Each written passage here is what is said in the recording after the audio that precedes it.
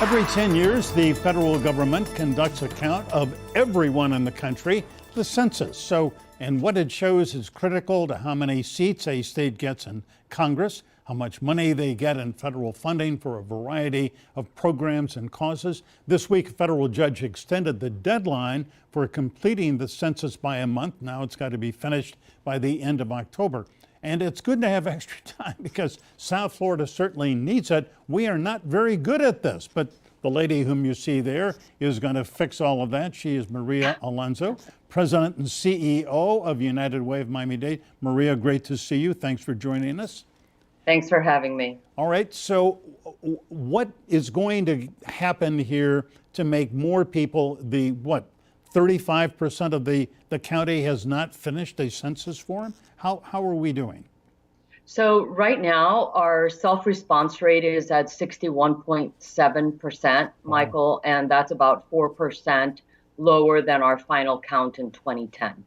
Broward is a little bit ahead of Miami-Dade County, 62.4% or so, but again, also behind our final count in 2010. All right. So, I will say, yes. I'm sorry. No, finish your thought, please. I was just going to say that in 2010, Florida was the third largest state with greatest number of emissions. We missed over 1.4 million people, and what that meant for Florida was $20 billion in federal funding over the last decade. Wow. And for Miami-Dade specifically, we estimate that that was a loss of about $2.5 billion. Wow, that's a huge amount of money. I mean, clearly there are some people who are new Americans or illegal immigrants, undocumented people who are here. But the census, the Constitution says everybody has to be counted. So how do you reach out to people who are afraid to have a contact and divulge information to census takers? So I think first and foremost, that's a very critical point. The census cannot share personal information captured through the census form with anybody.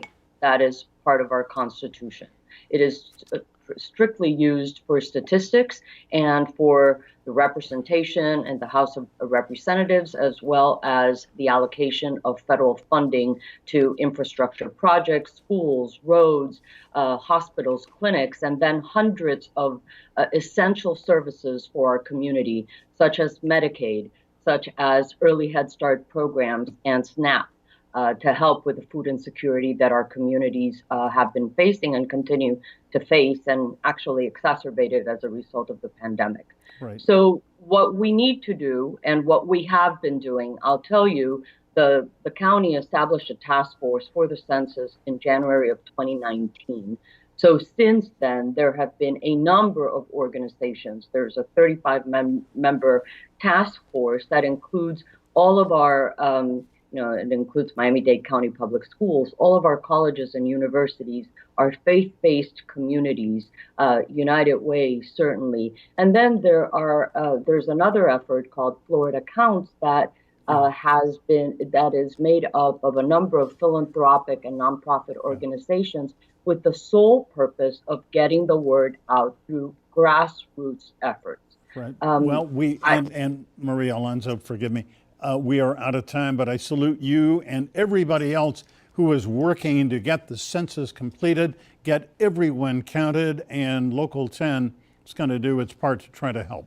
Thank you very much. 10 minutes influences our next 10 years. Thank you, Michael.